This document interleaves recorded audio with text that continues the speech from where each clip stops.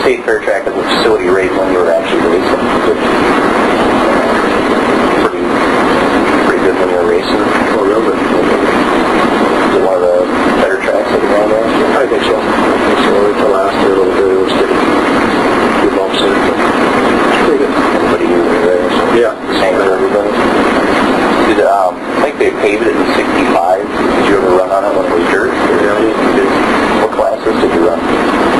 Well, I run late models.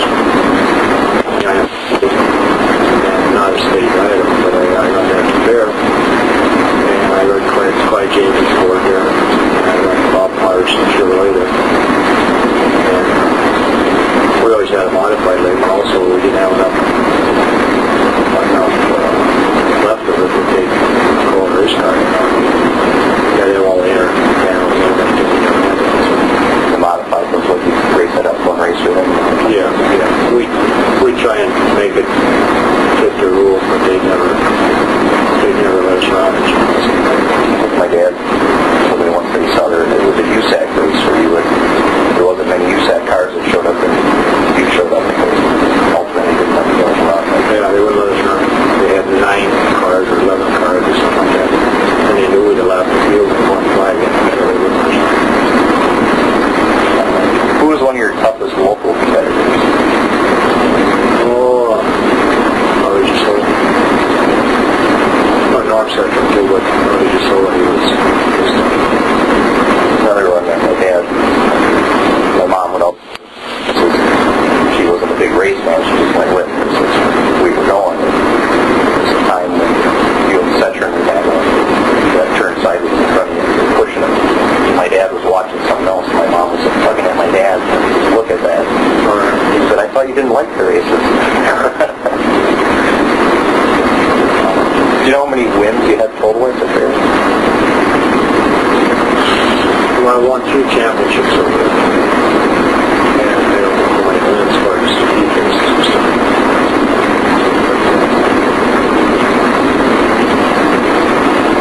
That was the years that I won the championships, I won most of the races. How many track championships have you won?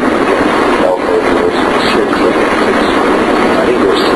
Mainly at Elko or Raceway? Well, no, Elko Raceway and Quad City. So when they had that paved, I'm going to all 3 of them. I won some videotapes of Dan Nienaber, I think he was the tape with Bill Stewart. Oh, yeah. He still tapes on it from Cedar Lake. Oh, yeah, I can't remember. I don't remember the facing on that, but I remember the name. I bought a couple years ago in the checkered flag racing, he was advertising videotapes from 60s and 70s and all those things. It's like a 7-video set. There's one on there where you and Trickle were battling. It was like a year-end special of Elko. And he got by you, and you got a little bit underneath him, touched, and you kind of stood up and the other was winning. Nowadays, everybody always seems to get mad and yell at each other. That's what I was expecting to have a victory lane interview with you, saying, you walk right up and get shook hands and point, both talking like this with your hands. Pretty real. Something like that. I don't remember seeing it in person. I don't know if I was born then yet or not. Yeah. I guess what did you, just about done with the fair question, what did you enjoy most about racing at the fair? Oh, I guess the excitement going over there mostly. And you know, we never had a good half-mile pavement track, you know, around the way of West Salem, but that was kind of a track where we never run enough on it. You know, we're all high and low spots where we can help you run the groove at West Salem. Otherwise, you weren't in the battle at all. So we were never really strong. We were strong at times down there, but State Fair was the Cadillac of the track cars also, because I never went to any other half miles. And there was a lot of room there. You just seemed like you could go forever without having to wear foot. I guess, what year did you step away from racing and why?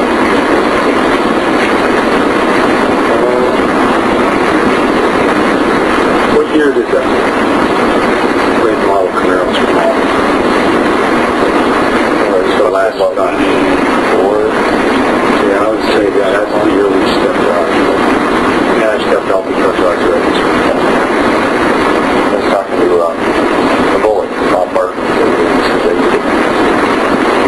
really wheel the car the last year, but it was getting harder and harder to get in and out. Yeah, I was in the car, I felt pretty good about afterwards. I had to deal where I was going, or I seat up, and then I cool down. It just gets so stiff and I can bear it up. Do you have any desire to get behind it again? Oh yeah, I shouldn't say that, but maybe it would go with but I still would, in a good car, just to try, just to mess around. That was fun. That's one thing I've always wanted to have him do at the Elko instead of a media racing accident. A legend streets. Yeah. I had a chance just to get into the old timers. Out at Arlington, they wanted to come on drive my old coupe. Okay. They wanted to sit there old then. But I've never done it. I don't know. It just seemed like I never worked out to be at the right time. And I don't know. I go out to make an ass out of myself.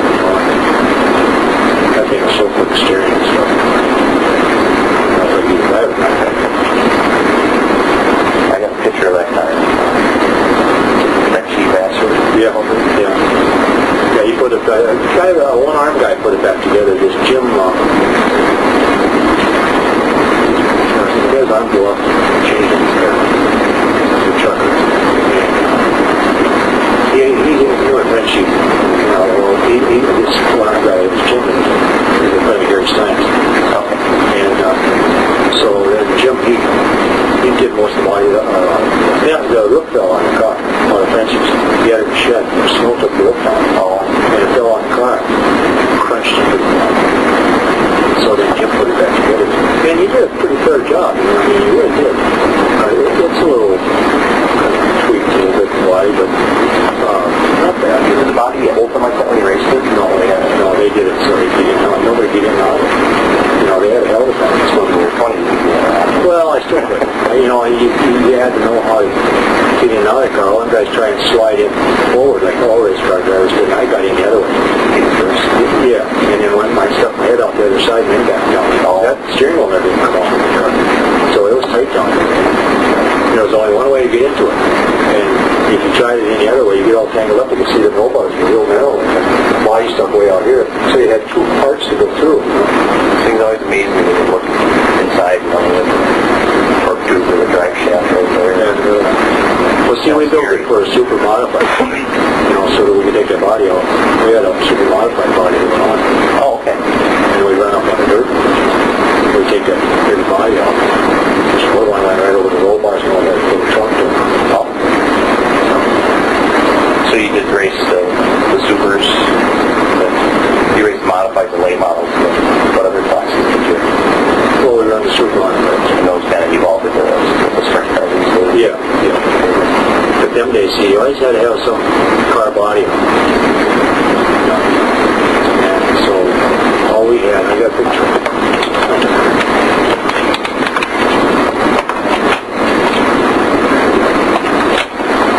See, all I had was fender caps and a 47 Chevrolet for the trunk. Oh, okay. And that was the car body. The rest was all aluminum. Where is this at? This other racing? Yeah, I'm sure it is. We run that car.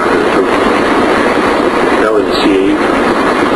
C8? Yeah, they published it on Motor Lot, California. Oh, okay. We built it, but we got the plans from out here. That car never really got finished. It never really got painted. It was just we ended up polishing that aluminum. Oh. And making that shiny, and then painting the trunk. Our cars were silver anyway, So then there was just pretty new at that time. We had made a nose for it. And cars always had most of the silver on it. Yeah, most of the time. I remember one time at the fair, it was all white. Yeah, that was one race sponsor or something. That wasn't my car. That was Phil Hardy's car.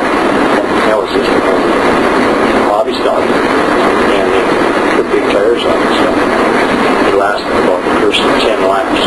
And then the tires went away and everybody passed. What was your most memorable win? Oh, here? I think our lap down. Down the board. That was, I never thought I'd win it. There was a lot of cars down there. Was that over the winter? Yeah, it was at Speed. The week before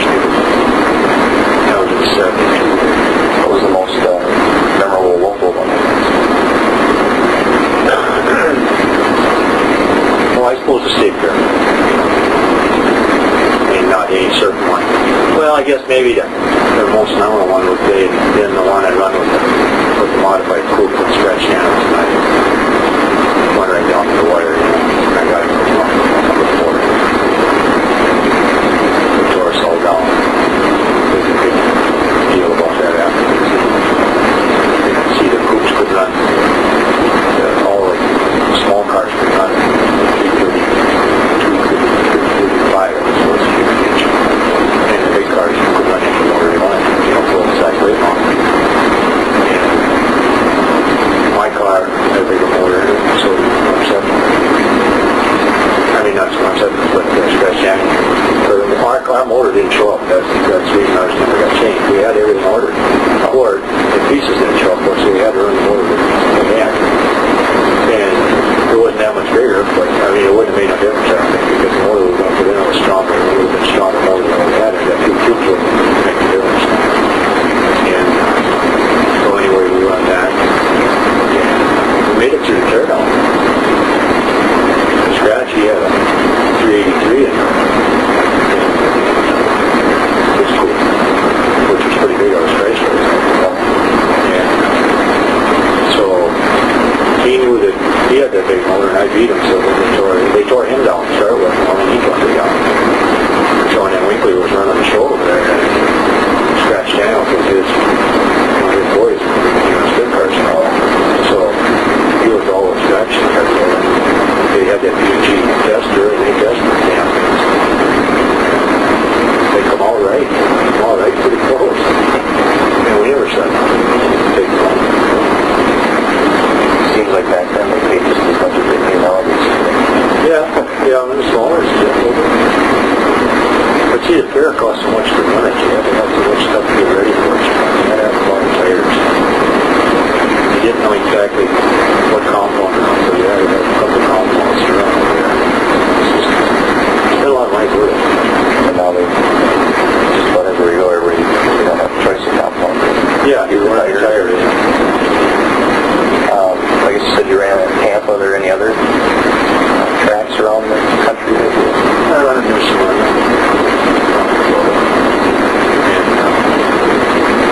I run down all those Wisconsin tracks.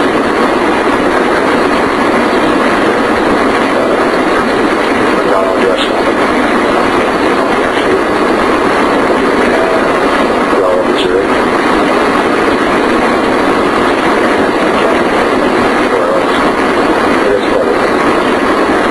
What do you think led to the demise of the super late models?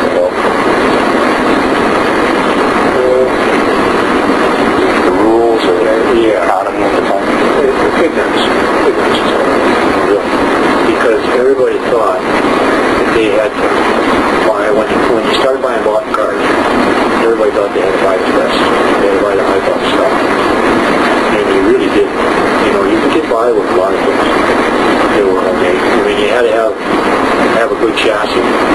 But that was the expensive part of it. And all these little racing equipment that you put on, everybody was buying all that stuff. But you could make that stuff. But it took time. And when everybody can buy it, they get lazy right away, and they go buy it. And a lot of that stuff is made out of stock parts. And if you could get access to a lathe or anything, you could cut and make stuff like it. You could drill holes and all that stuff, but nobody wanted to do that. I done it. I put a whole car together for about $9,000. They had more than that in the cars out there after we left there. I remember Mike Beamish told me that the car that keeps saying that held the track record forever until this year, that was actually a stock car. Yep. The only guy who was my house too. My one of the two fastest ones out there. Yeah, my whole car was a stock car. Of all your race cars, which one is your favorite? No, well, the 57 Chevrolet was way back when.